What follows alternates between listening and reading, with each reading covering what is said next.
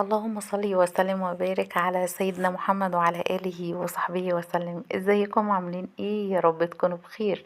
النهاردة ان شاء الله بإذن الله نعمل مع بعض التورتة القمر دي لكل واحدة عايزة تجرب التورتة بكل سهولة، من غير بقى يعني حاجات مكلفة كتير جدا. التورتة القمر دي هوريكم بتتعمل ازاي. امشوا بس معايا خطوة خطوة كده وان شاء الله بإذن الله هتطلع ناجحة معاكم 100%. اول حاجة كان معايا 3 بيضات، حطيت عليهم فانيليا. لو هي فانيليا سايلة هتحطي نص معلقة، لو هي فانيليا اللي هي في اكياس بحط على كل بيضة كيس واحد من الفانيليا. وبعدين حطيت ربع كيلو من دقيق الاسبونج، وحطيت معلقة من محسن الجل، ونص كوباية من المية فقط لا غير. هنضرب ده كله بقى سواء في العجان او بالمضرب الكهربائي. طبعا مش هينفع بالمضرب اليدوي، لان هي الكيكة دي بتبقى عايزة حاجة يعني كهربائية اللي هي بتضرب بسرعة، يعني مش اللي هي المضرب اليدوي بتبقى بالراحة كده وانتي شغالة بيه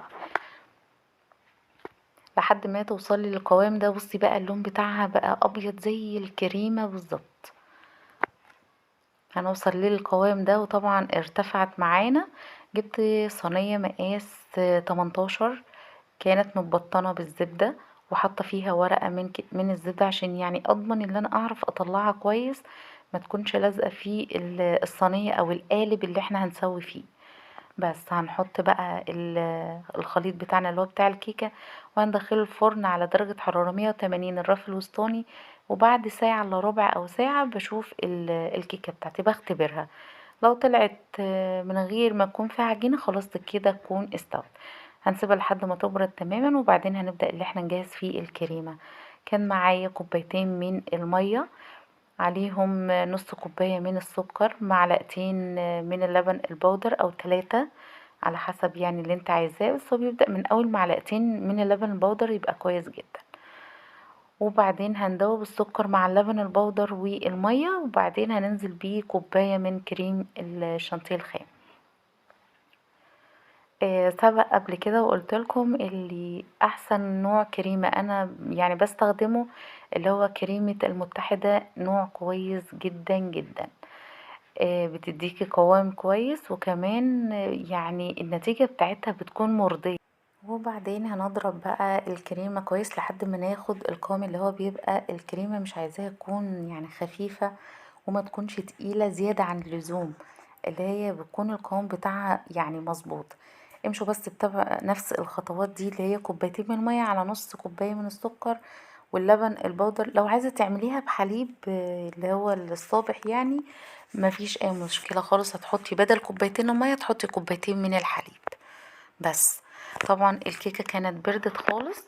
عايزة اوريكم ده كان الارتفاع بتاعها. هنجيب بقى المنشار، ما عندكيش المنشار اللي هو بيقطعوا بيه الكيكة ديت فممكن تقطعيها بأي سكينة عادية خالص طبعا، اللي موجودة في البيت. بس قطعنا اول طبقة كده، كانت انا ظابطة المنشار ده على درجة 8. وبعدين بدأت اللي انا اقطعها، افتكرت ان انا المفروض ان انا اشيل الجناب بتاعتها، لان الجناب بتاعتها كانت واخدة لون يعني غامق شوية، هي مش غامق قوي، بس انا بحب الكيكة بتاعتي او التورتة يعني بتاعتي تكون ما فيهاش لون الكيكة لون غامق. لازم أن تكون كلها كده الكيكة بتاعتها تكون فاتحة بيضة كده. بس فهنشيل الجناب دي، وبعدين هبدأ اللي انا اقطع الكيكه بتاعت. طبعا الطبقه اللي هي على الوش دي هتتشال وهوريها لكم دلوقتي، لان احنا هنقطع الكيكه دي. جت معايا 3 طبقات، لا 4 طبقات. والرابعه الطبقه اللي هي على الوش ديت اتشالت خالص. كده كانت الطبقه التالتة. شايفين الكيكه كانت عامله ازاي من جوه؟ كانت هشه جدا جدا وخفيفه ولا مكتومه ولا اي حاجه خالص. كده خدنا 4 طبقات من ربع كيلو دقيق. كنت كنت خبزاهم في صينية مقاس 18 او قالب مقاس 18. بس جبنا الكريمة نحط طبعا على القاعدة بتاعة التورتة، بحط يعني حتة صغيرة من الكريمة كده علشان التورتة بس تثبت معايا ما تتحركش. وكمان لما اديها مثلا احطها في العلبة بتاعتها واديها للعميل يعني ما تتحركش لا كده ولا كده. هي حتة الكريمة اللي في القاعدة بتاعة التورتة دي بتمسكها مش بتخليها تتحرك. بس حطينا طبقة من الكيكة وبعدين حطيت طبقة كريمة. طبعا بحط طبقة كريمة تكون يعني ايه يعني مظبوطة شوية يعني كتير مش شوية. وبعدين بحط طبقة الكيكة اللي بعدها. ممكن ساعات بسقي الكيكة لما بحس ان الكيكة فعلا ساعات بتكون محتاجة ان انا اسقيها سيرب خفيف او حليب او اي حاجة فبسقيها. وساعات بحس اللي هي لا هي طرية جدا جدا مش محتاجة ان انا مثلا اسقيها باي حاجة فخلاص مش بسقيها. طبعا بعد ما جلستها كده تجليس خفيف خالص بالكريمة جبت لون اللي هو الموف. لا اللون اللي هو البينك معلش. اللون اللي هو البينك فحطيته على الكريمة كده نقطتين تلاتة وبعدين قلبت الكريمة كويس لحد ما خدت اللون اللي انتم شايفينه ده اللي هو اللون البينك.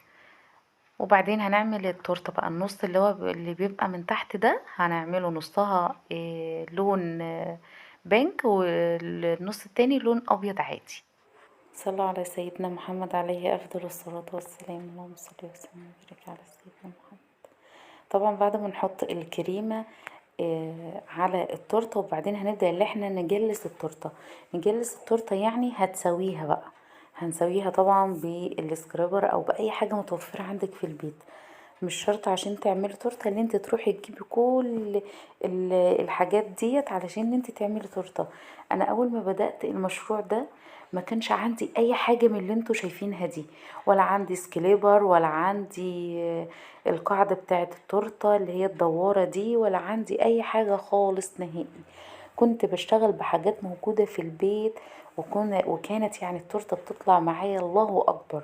مفيش حد بجد خدها وقال لي عليها وحشة خالص. طبعا بعد ما خلصنا جلسنا التورته بتاعتنا طبعا لازم تمسحي القاعده بتاعه التورته وتبقى نظيفه كده يعني تخليكي نظيفه في الشغل بتاعك. هنمسح القاعده بتاعه التورته ما يكونش عليها ولا كريمه ولا اي حاجه خالص. وبعدين حطيت بقى انا بتاع ده دست ذهبي.